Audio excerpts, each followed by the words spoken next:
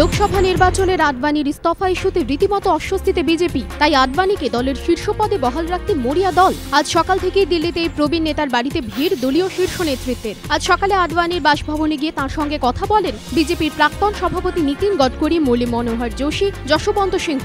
এরপর আডবাণীর বাসভবনে যান সংঘ নেতা গুরুমূর্তি এবং মুরলীধর রাও। বিজেপি মুখপাত্র প্রকাশ জাভড়েকর জানিয়েছেন, আডবাণীকে দলের শীর্ষ পদে বহাল রাখতে সব রকমের চেষ্টা করা হচ্ছে। বিজেপি সাংসদ যশবন্ত সিংহর দৃঢ় বিশ্বাস শীঘ্রই এই জট কেটে যাবে। এদিকে বিজেপি সভাপতি রাজনাথ সিংহ জানিয়েছেন, আডবাণীর ইস্তফার সিদ্ধান্তে আরএসএস এর কোনো চাপ ছিল না। ব্যারাকপুরে এবিপি আনন্দর আক্রান্ত সাংবাদিক আস্তিক চট্টোপাধ্যায়ের শারীরিক অবস্থার উন্নতি হচ্ছে, তবে পুরোপুরি সুস্থ হতে আরও সময় লাগবে, জানালেন হাসপাতালের চিকিৎসকরা। তৃণমূলের গোষ্ঠীদ্বন্দ্বের খবর করতে গিয়ে গত শুক্রবার আক্রান্ত হন আস্তিক চট্টোপাধ্যায়। তৃণমূল কর্মীরা তাঁকে রড, লাঠি, বাঁশ দিয়ে বেধড়ক মারধর করেন। আজ সকালে সংস্কৃতি সমন্বয়ের পক্ষ থেকে আস্তিককে দেখতে হাসপাতালে যান অশোক মুখোপাধ্যায়, দ্বিজেন বন্দ্যোপাধ্যায়, চন্দন সেন, বাদশা মৈত্র প্রমুখ। তাঁরা সাংবাদিকদের ওপর এহেন আক্রমণের ঘটনায় উদ্বেগ প্রকাশ করেন। এছাড়াও এদিন আস্তিককে দেখতে যান অধ্যাপিকা মালবিকা চট্টোপাধ্যায়, মালিনী ভট্টাচার্য।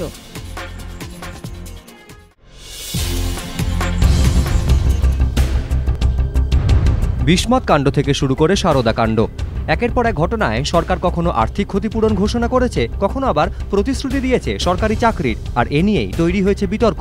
বিভিন্ন মহল প্রশ্ন তুলতে শুরু করেছে, সমস্যার সমাধান করাটা আগে বেশি জরুরি নাকি ক্ষতিপূরণ দেওয়া?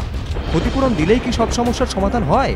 বারাসতে কলেজ ছাত্রীকে গণধর্ষণ করে খুনের ঘটনায় পরিবারের একজনকে সরকারি চাকরির প্রতিশ্রুতি দেওয়া নিয়ে ফের এই প্রশ্নগুলি উঠতে শুরু করেছে। সাম্প্রতিককালে রাজ্যে একের পর এক ধর্ষণের অভিযোগ ওঠে, প্রশ্নের মুখে পড়ে পুলিশি নিরাপত্তা। এই প্রেক্ষাপটে সরকার গত বছর সিদ্ধান্ত নেয়, অত্যাচার বা নিগ্রহের অভিযোগ সত্যি প্রমাণিত হলে অভিযোগকারীদের ক্ষতিপূরণ দেওয়া হবে।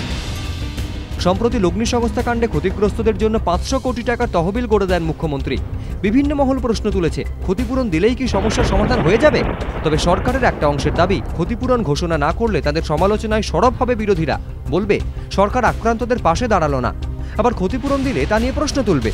তাহলে সরকারের কি করা উচিত?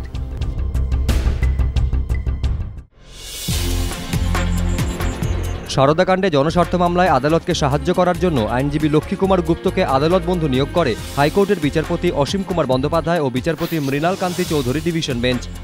সব পক্ষের সওয়াল শেষের পর সোমবার সেই আদালত বন্ধুর কাছেই 3টি প্রশ্ন করে আদালত জানতে চায়, সারদা কাণ্ডের ব্যাপ্তি বিশাল, কিন্তু আইন শৃঙ্খলা ও অপরাধের তদন্ত প্রাথমিকভাবে রাজ্যের বিষয়।